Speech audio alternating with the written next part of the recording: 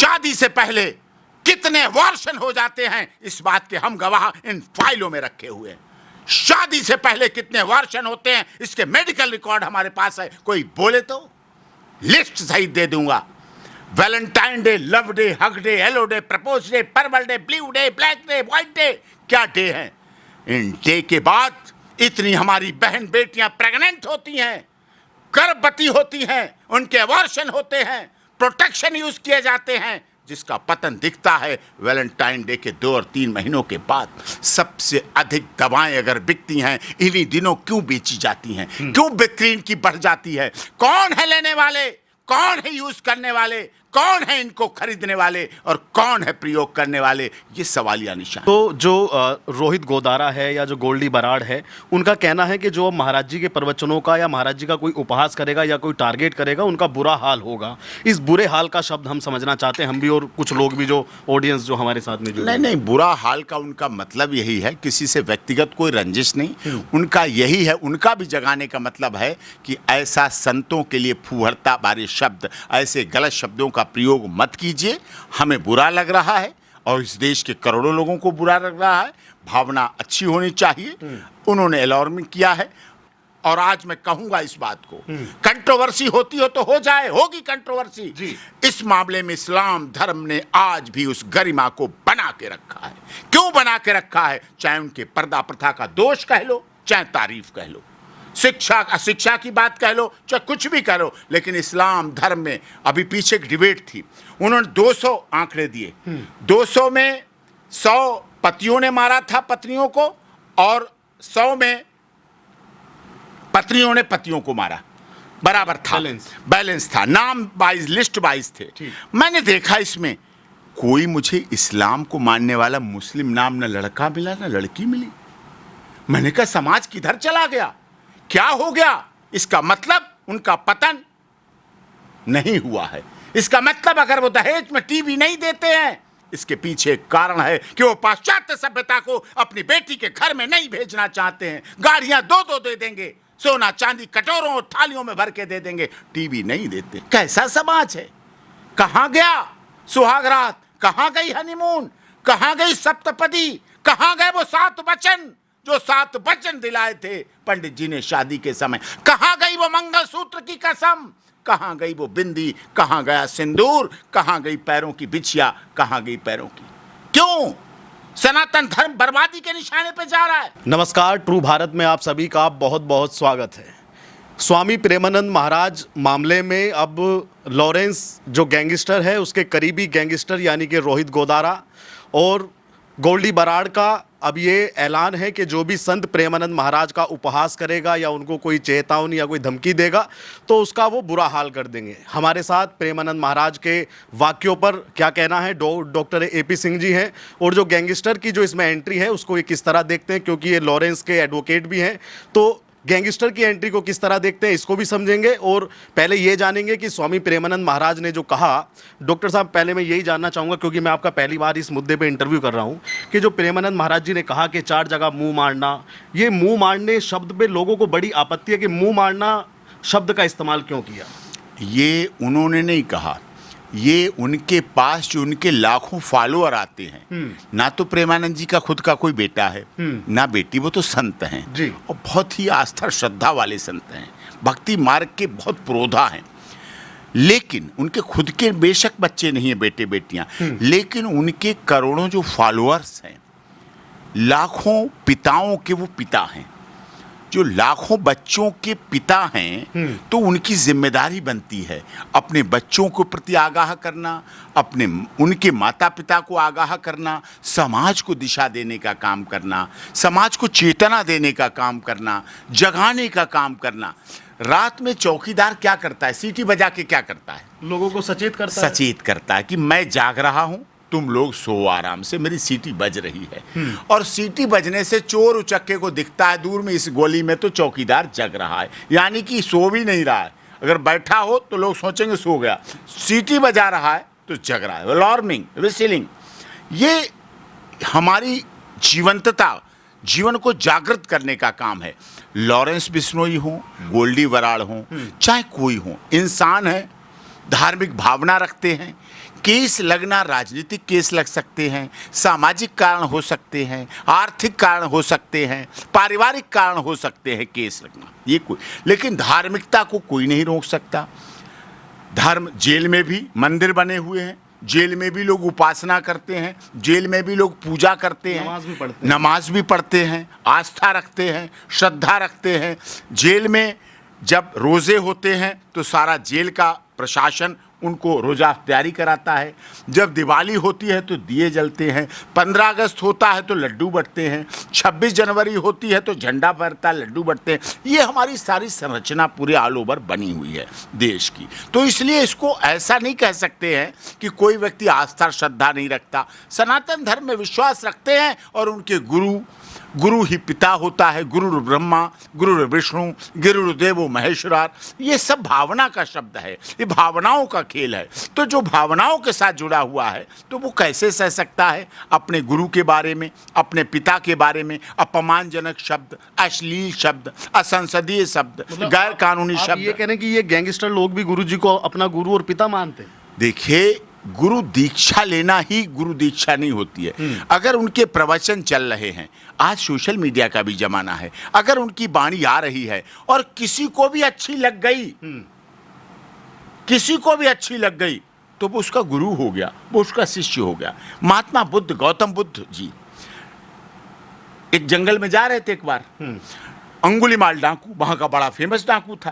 वो किसी को देखता, मारता, उसको मार के उसकी उंगली काटता और अपने गले में लटका लेता। उसकी गले से उंगलियां भरी पड़ी थी, पूरा गला भरा पड़ा था उंगली से। बहुत बड़ा डाकू था।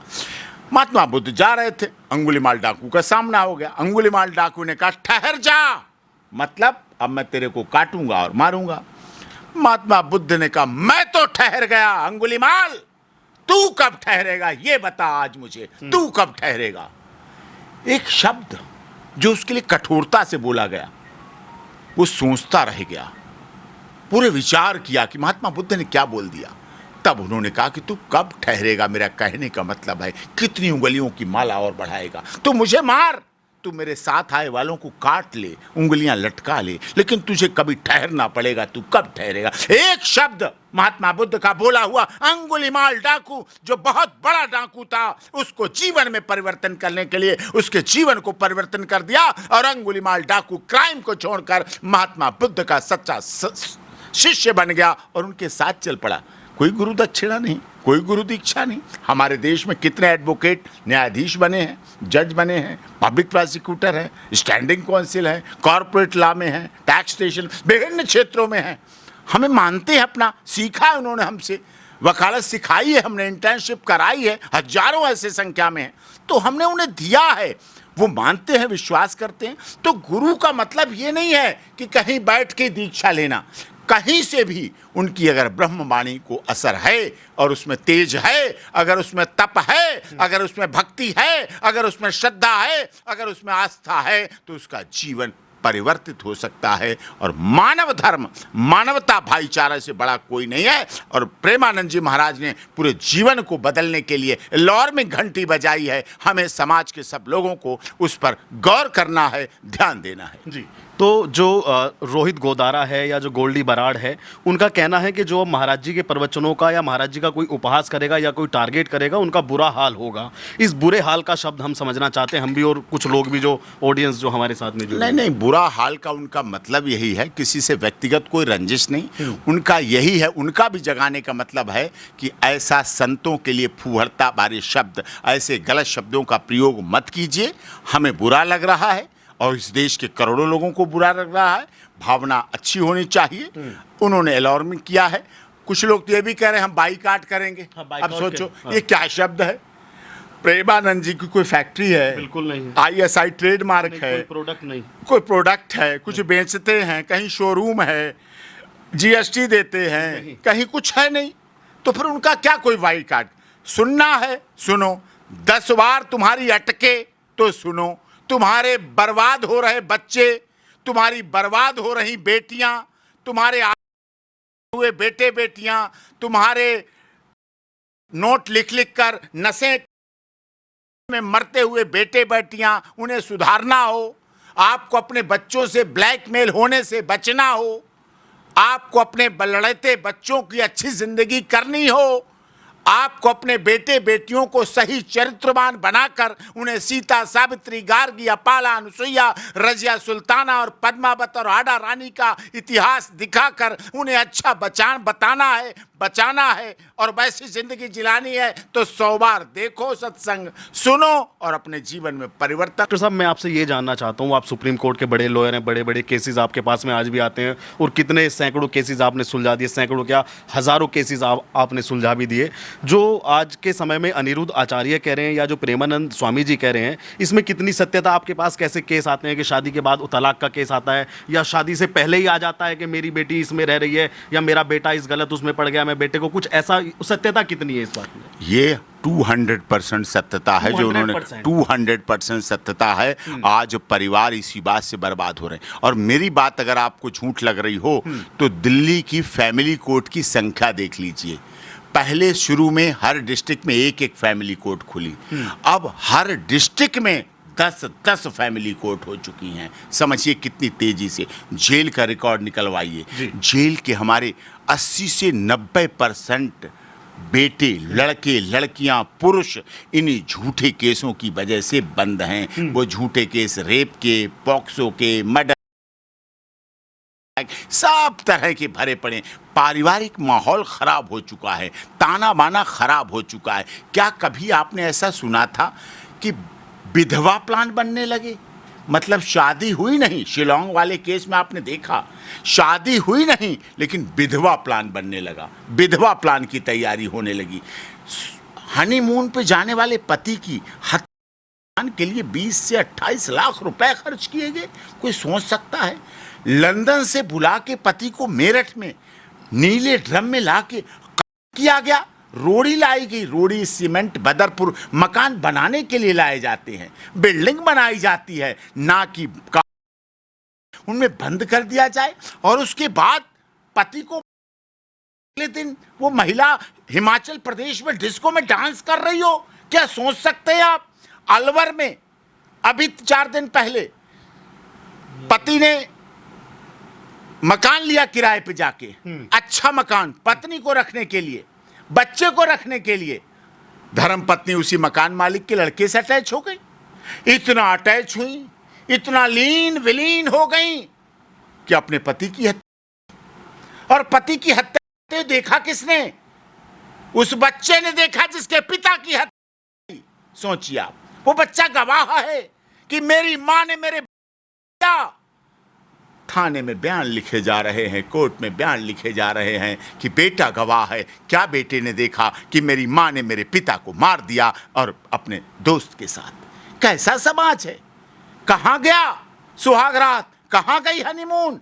कहां गई सप्तपदी? कहां गए वो 7 वचन जो 7 वचन दिलाए थे पंडित जी ने शादी के समय? कहां गई वो मंगलसूत्र की कसम? कहां गई वो बिंदी? कहां गया सिंदूर? कहां गई पैरों की बिछिया? कहां गई पैरों की? क्यों सनातन धर्म बर्बादी के निशाने पे जा रहा है? और आज मैं कहूंगा इस बात को, कंट्रोवर्सी होती हो तो हो जाए, होगी कंट्रोवर्सी। इस मामले में इस्लाम धर्म ने आज भी उस गरिमा को बना के रखा है।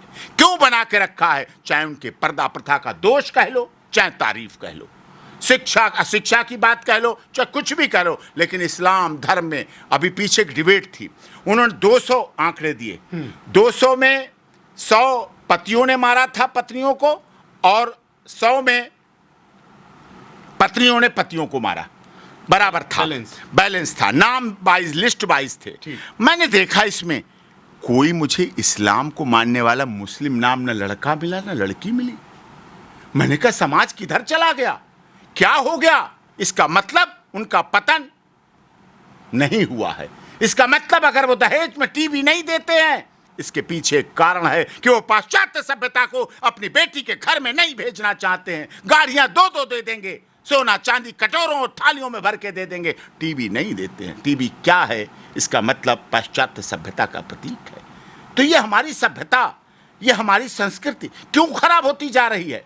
सनातन धर्म तो दुनिया का बड़ा धर्म था, इस्लाम धर्म तो उसके बाद आया, बिल्कुल, क्रिश्चियन धर्म उसके बाद आया, सिख धर्म उसके बाद आया। तो विशालता कहां चली गई?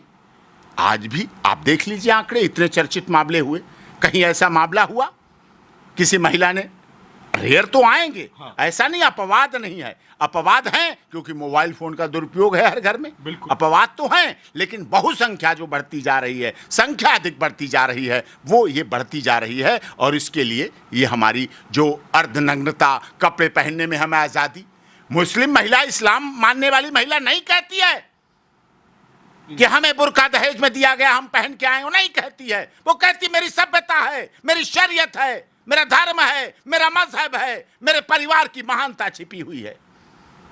फिर ये बिकनी, फिर ये अर्धनग्नता, फिर ये लाज, फिर ये हया, फिर ये शर्म क्यों मरती जा रही है, खत्म क्यों होती जा रही है? खत्म हो रही है समाज में, इससे कोई दो राय नहीं। और इसकी अलार्मिंग कहा है स्वामी प्रेमानंद जी महाराज, सच्चाई कही है, इसीलिए